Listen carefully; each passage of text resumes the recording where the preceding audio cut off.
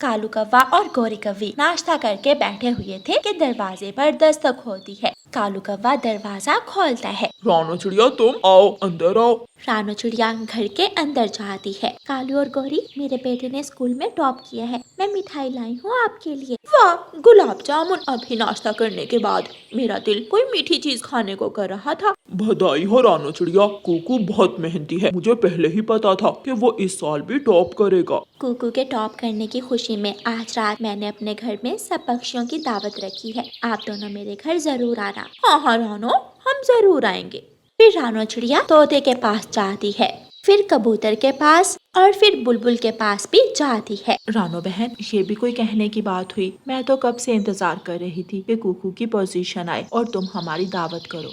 इस तरह रानो चिड़िया सारे जंगल के पक्षियों में मिठाई बांटती है और सबकी दावत करती है। एक रानो चिड़िया का बेटा है, हर साल पोजीशन लेता है, और एक हमारा बेटा है जो पास भी हो जाए तो बड़ी बात है, सारा दिन बाहर खेलता रहता है। हाँ, तो यही तो दिन होते हैं खेलने कूदने के। फिर जब बड़ा हो जाएगा तो इतनी जिम्मेदारियां बढ़ जाएंगी। तुम्हारे इस बेजा लाड प्यार ने उसे बिगाड़ रखा है। बस बस, मेरे जग्गू के खिलाफ एक शब्द नहीं।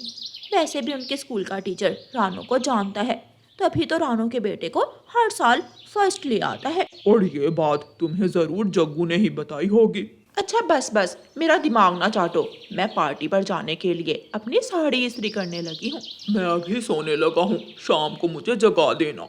फिर कालू कौवा सो जाता है और गोरी कौवी अपने कपड़े इस्त्री करने लग जाती है। गोरी की माँ का फोन आ जाता है। गोरी फोन उठा लेती है और बेध्यानी में इस्त्री कालू की पूंछ पर रख देती है। गोरी तो कॉल में इतनी मसरूफ हो जाती है कि उसे पता ही नहीं चलता। कालू कौवे को कुछ देर बाद जलन महसूस होती है और वो उठ जाता है। हाय हाय, मेरी पूंछ जल गई। गोरी, तुमने मेरी पूंछ जला दी। मैंने कुछ नहीं किया, हर बात का दोष मुझे मत दिया करो। अकल की अंधी, गरम गरम इस्त्री मेरी पूंछ पर रख दी और ऊपर से कहती हो मैंने कुछ नहीं किया। तुमने तो कसम उठा रखी है मुझे तंग करने की। अब मैंने कौन सा जानबूझ कर रखी है, गलती से रख हो गई। मेरी माँ का फोन आ गया था। एक तो तुम्हारी माँ ने अपनी बोहड़ बेटी मुझे सौंप दी और ऊपर से रोजाना कॉल मिला लेती है तुम्हें, ताकि जो जरा बराबर तुम काम करती हो वो भी ना करो। मेरी पूंछ पर लाल लाल निशान बन गए। अब मैं दावत में कैसे जाऊंगा?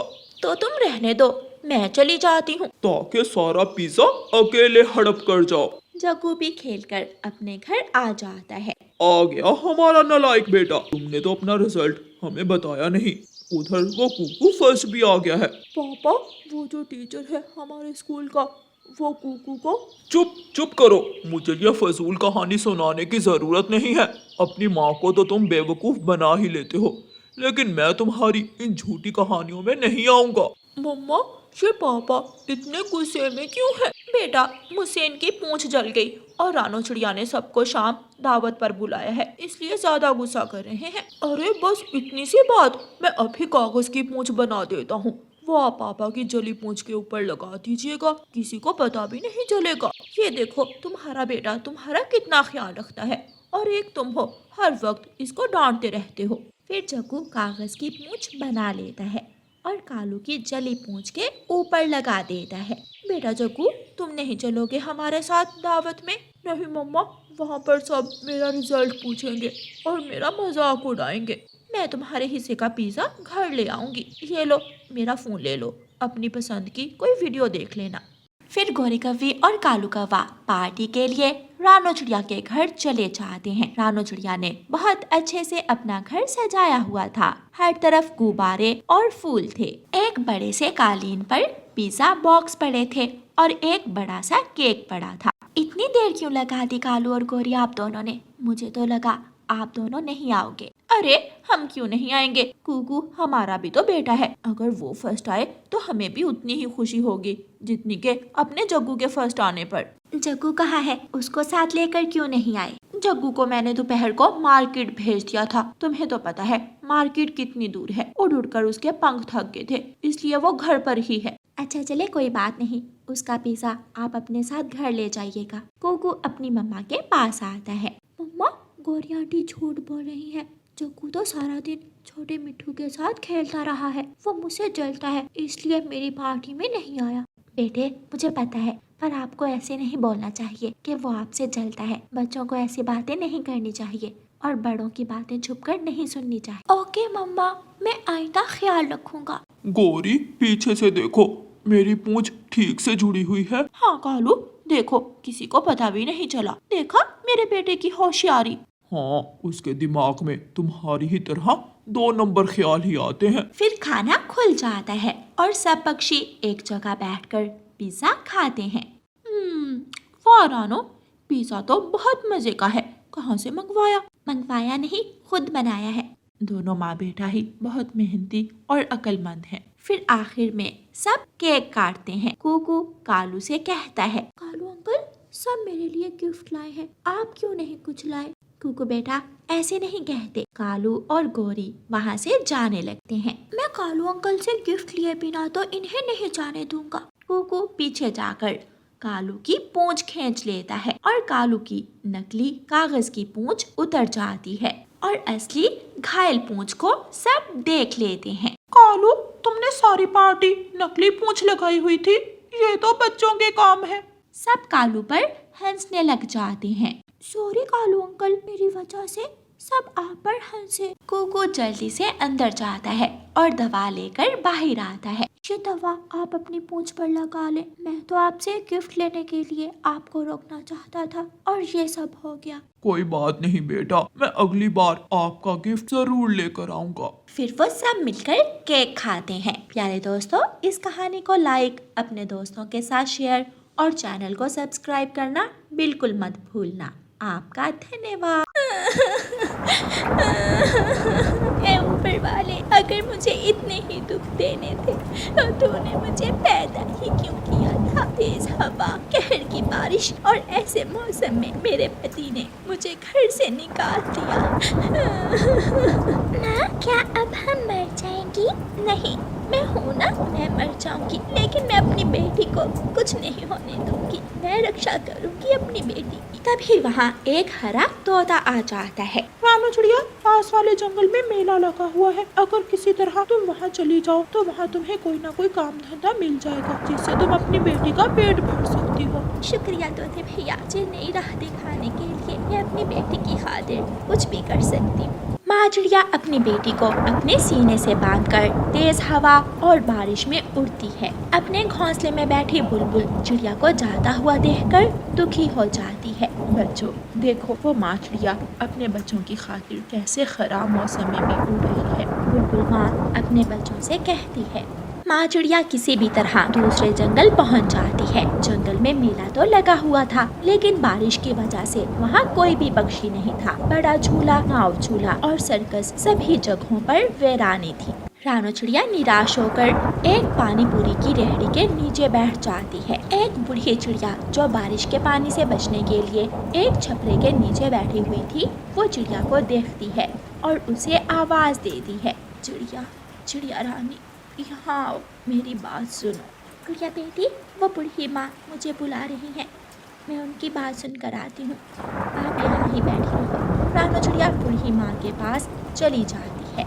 बेटी, क्या तुम मुश्किल में हो जो ऐसे खराब मौसम में बिना घर के भटक रही हो? हाँ माँ जी, मेरे पति ने मुझे घर से निकाल दिया। मेरी छोटी सी बेटी भूखी है। मैं काम की खोज में यहाँ आई थी, लेकिन यहाँ तो कोई भी नहीं है।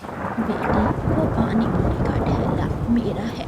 मैं बूढ़ी जान बहुत मुश्किल से वो पानी पूरी का ठेला चलाती हूँ। अगर तुम चाहो तो मेरे साथ मिलकर पानी पूरी का ठेला चला सकती हो। माँ जी, ये तो आपका बहुत बड़ा एहसान होगा मुझ पर।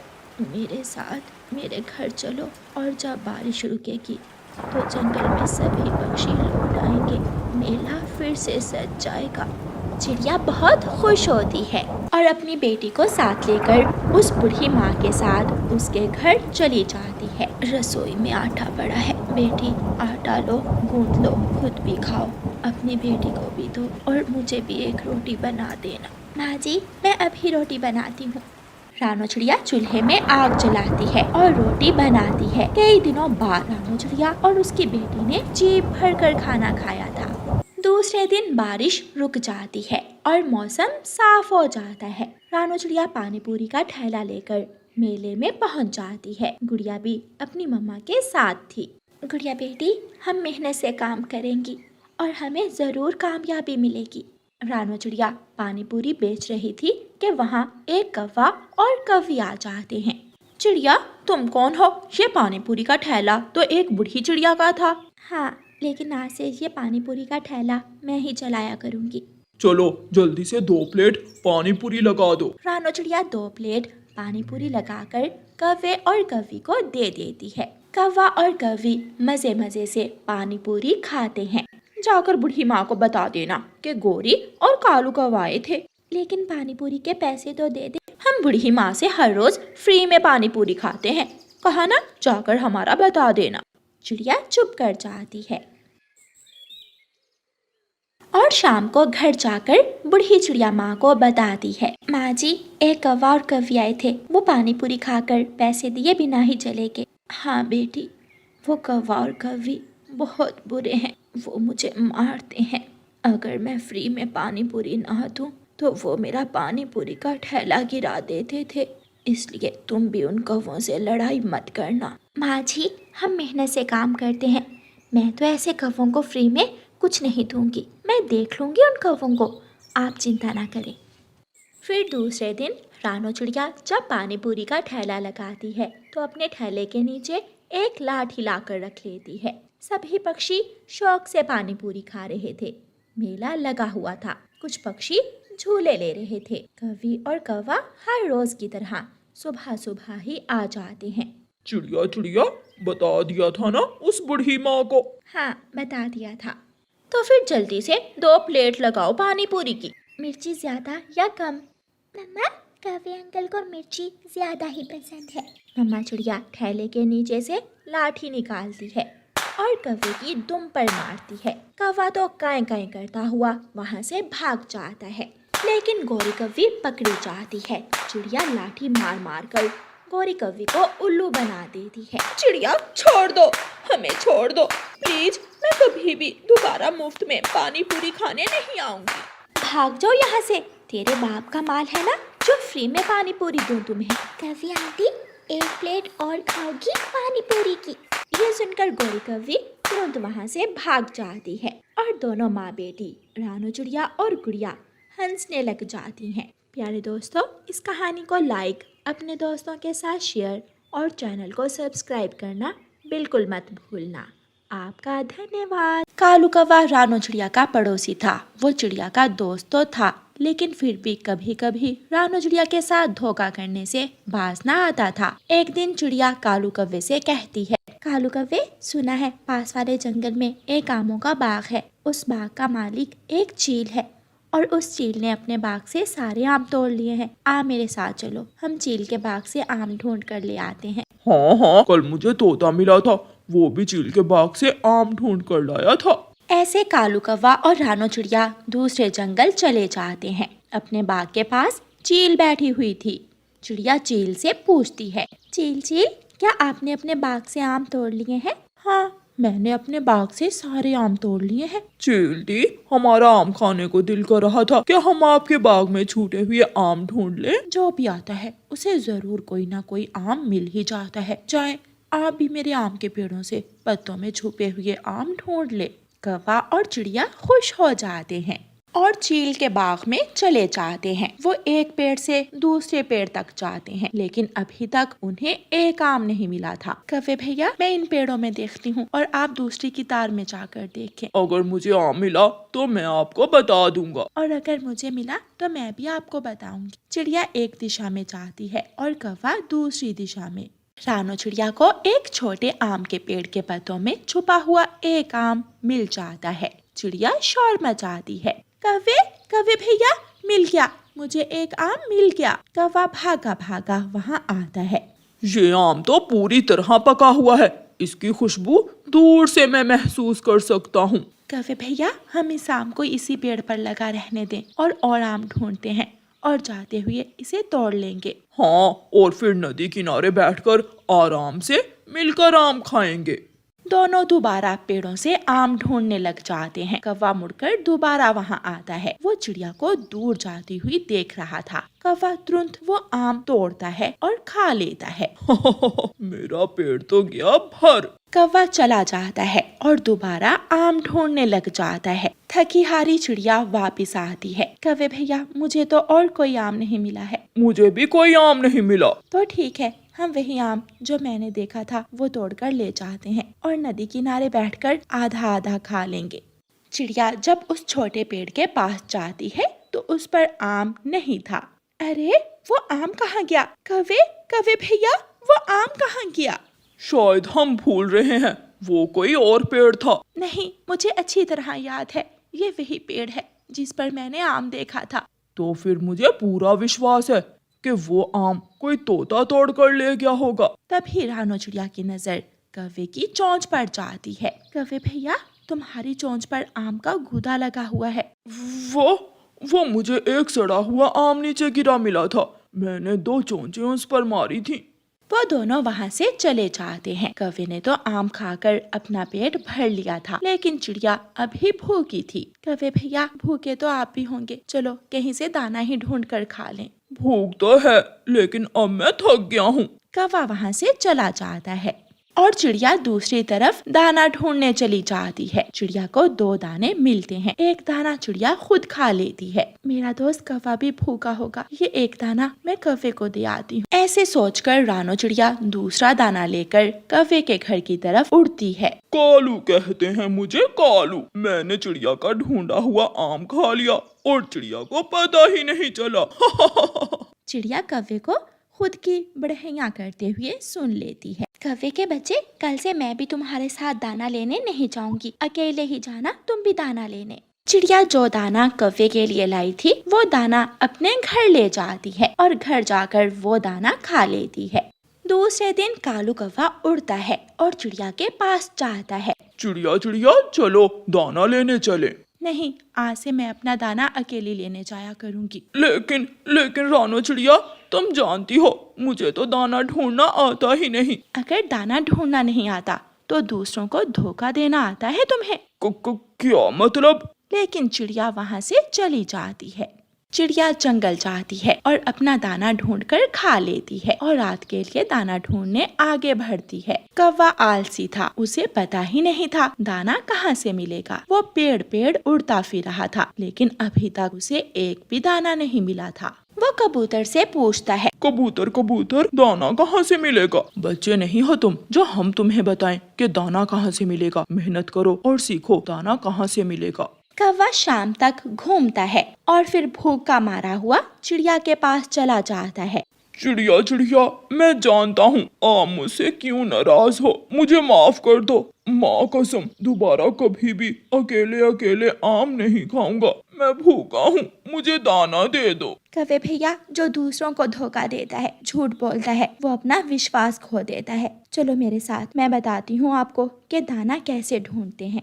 फिर रानो चिड़िया कालू कौवे को लेकर घने जंगल की तरफ निकल जाती है। चिड़िया रहमदिल थी, वो कौवे को माफ कर देती है, लेकिन कौवे ने झूठ की वजह से अपना विश्वास खो दिया था। प्यारे दोस्तों, इस कहानी को लाइक, अपने दोस्तों के साथ शेयर और चैनल को सब्सक्राइब करना बिल्कुल मत भूलना। आपका धन्यवाद।